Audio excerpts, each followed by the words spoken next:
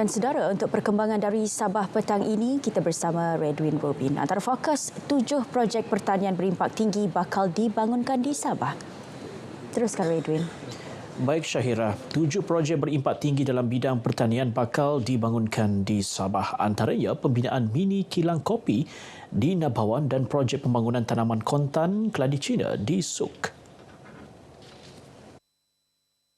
Timbalan Menteri Pertanian dan Keterjaminan Makanan Datuk Arthur Joseph Kur berkata, projek melalui program mengoptimumkan penggunaan tanah dengan kerjasama kerajaan negeri di bawah kementeriannya itu memperuntukkan 33.5 juta ringgit bagi membiayai 7 projek sesuai dengan ekosistem agro makanan negeri. Yang amat berhormat Perdana Menteri telah meluluskan peruntukan secara one-off sebanyak 150 juta ringgit untuk program kerjasama di antara Kementerian Pertanian bersama dengan kerajaan negeri. Maka di Sabah kita berjaya membawa turun peruntukan sebanyak 33 juta daripada itu. Antara ini adalah untuk membantu menaik taraf beberapa industri pertanian dan agro makanan yang sesuai bagi ekosistem kita di Sabah. Beliau berkata selepas merasmikan majlis perasmian penutupan Pharmafest 2024 at Sabah di Keningau. Program Pharmafest 2024 di Keningau berjaya menarik lebih 20,000 pengunjung dengan penyertaan 443 usahawan. Sangat ringan, habis kan itu telur pun susah mau dapat. Saya beli 2 telur sama beras RM39, sangat murah lah dan sangat seronok. Kalau di kedai itu telur mau RM19-20 saya mau beli satu tray. Sebab saya tengok ada yang macam ni lah yang dorang buat handmade begitu kan. Jadi bagus untuk dorang lah. Dan saya tengok ini yang pertanian ni pun kan. Dari segi pertanian saya tengok sangat bagus. Sebab ini pertanian sepatutnya dia kena kasih kembang lagi di kawasan di sini lah. Harapan kami sebagai usahawan, kami mau program sebegini akan diadakan lagi untuk kami dapat peluang untuk menjana pendapatan kami lah. So terima kasih kepada pihak PAMA dan yang berkaitan. Kementerian Kerja Raya mengeluarkan surat lantikan kerja kepada syarikat kontraktor untuk 7 pakej baharu projek Lebuhraya Pen Borneo Sabah minggu lepas. Dijangka dalam bulan ini, semua pakej berbaki akan diberi surat setuju terima kepada kontraktor yang berjaya. Menterinya Datuk Shah Hilmi Yahya berkata selepas menerima surat setuju terima, kontraktor akan memulakan projek pembinaan. Kalau SST keluar, dan dia boleh masuk lah, sebenarnya dia boleh masuk. Dalam tahun ini artinya semua 35 pakej Pen Borneo Sabah bermula. Kerajaan memperuntukkan 26.3 bilion ringgit untuk menyiapkan 35 pakej kerja Pen Borneo Fasa 1. Secara keseluruhan daripada 35 jumlah pakej bagi projek Pen Borneo Fasa 1A dan 1B, sebanyak 4 pakej sudah siap dibina manakala 15 pakej dalam peringkat pembinaan. Beliau ditemui media selepas merasmikan Malaysian International Tribology Conference MITC 2024 di Kota Kinabalu. Mengenai persidangan ini, Datuk Shah Hilmi yang juga Timbalan Ketua Menteri berharap ia dapat meningkatkan kerjasama dan berkongsi pengetahuan untuk memajukan bidang tribologi. Bertimbangkan navigate the path towards a frictionless future, MITC memfokuskan kepada topik berkaitan kejuruteraan permukaan, pelinciran, bahan tahan haus dan amalan mapan tribologi. Kementerian Pembangunan Usahawan dan Koperasi KUSKOP akan memperkenal pelbagai inisiatif baharu bagi membangunkan sektor keusahawanan Sabah dan Sarawak. Ini termasuklah skim pembayaran tanpa kadar faedah khusus kepada penjaja dan peniaga kecil yang akan dilancarkan minggu ini. Minggu hadapan ini saya akan melancarkan satu skim pembiayaan bagi penjajah peniaga kecil tanpa kadar faedah yang akan dilaksanakan oleh salah satu agensi kementerian saya. Yang itu saya akan buat pengumuman nanti di Tenom pada hari Sabtu. Menurut Datuk Iwan, Universiti Keusahawanan Koperasi Malaysia juga menawarkan pengajian boleh ubah kepada anak-anak ahli koperasi dengan beasiswa. Tawaran dibuka kepada pelajar Sabah dan Sarawak. Datuk Iwan ditemui media dalam majlis makan malam upacara angkat sumpah sempena ulang tahun ke-10 Persatuan Hakka Daerah Penampang di Kota Kinabalu.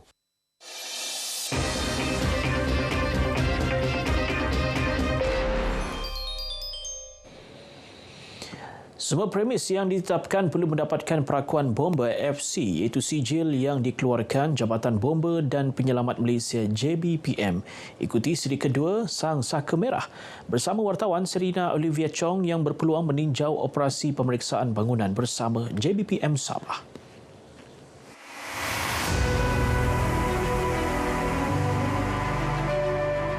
Premis dalam senarai ini wajib mendapat FC serta perlu menjalani pemeriksaan mengikut jadual yang ditetapkan. Pemeriksaan kali ini melibatkan bangunan komersial bagi mendapatkan pembaharuan FC. Lazimnya, pemilik bangunan perlu membuat permohonan pembaharuan FC dan perakuan menghapus bahaya kebakaran MBK selewat-lewatnya 3 bulan sebelum tamat tempoh. Kita akan periksa sistem-sistem yang ada dalam bangunan tersebut. Biasanya kita akan mula daripada bilik panel kawalan dia dulu. Sebelum pemeriksaan, pemakluman awal perlu diberikan kepada penghuni bangunan agar mereka tidak panik sekiranya mendengar bunyi amaran atau siren ketika pemeriksaan dijalankan. Sekurang-kurangnya 2 pegawai bomba diperlukan untuk pemeriksaan bangunan kerana ia memerlukan kecergasan fizikal dan ketahanan mental.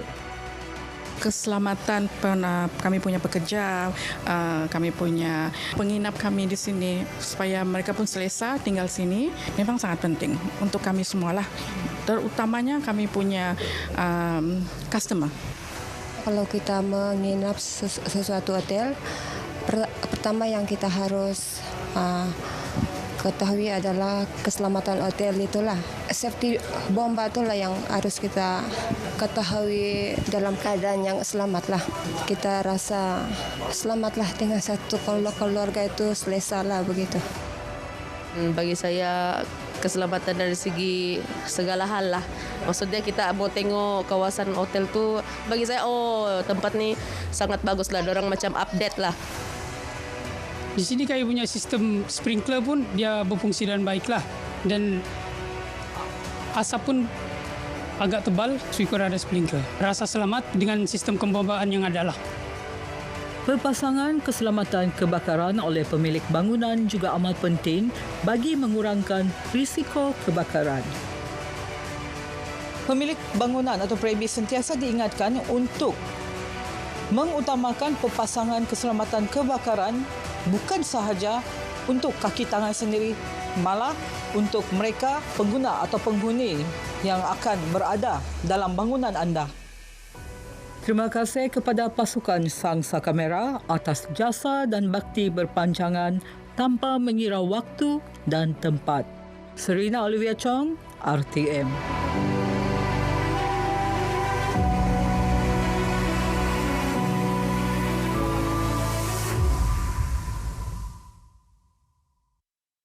Rakyat yang dilancarkan Sabah Fish Marketing Sdn Bhd SAFMA penduduk luar bandar kini lebih mudah mendapatkan ikan segar yang berkualiti dengan harga mampu milik. Istilah ikan rakyat merujuk kepada jenis ikan yang biasanya dijual dengan harga lebih rendah dan mampu dibeli seperti ikan basung, lumahan dan ikan kayu. Program ini turut membuka peluang perniagaan kepada usahawan baru dalam sektor perikanan. Disebabkan harga-harga makanan yang lain seperti daging itu meningkat, kita cari jalan supaya bakalan ikan itu dapat dibuat melalui agensi kita supaya satu, rakyat boleh menikmati bakalan ikan dengan lebih murah, kedua lebih berkualiti. Beliau ditemui media selepas merasmikan Majlis Pelancaran Ikan Rakyat di Kota Kinabalu. Program akan diteruskan ke daerah-daerah seperti Tamunan, Keningau, Ranau dan lain-lain daerah yang sukar mendapat bekalan ikan. Pengeluaran hasil ikan di Sabah kini melebihi pencapaian 100% tahap sara hidup SSL.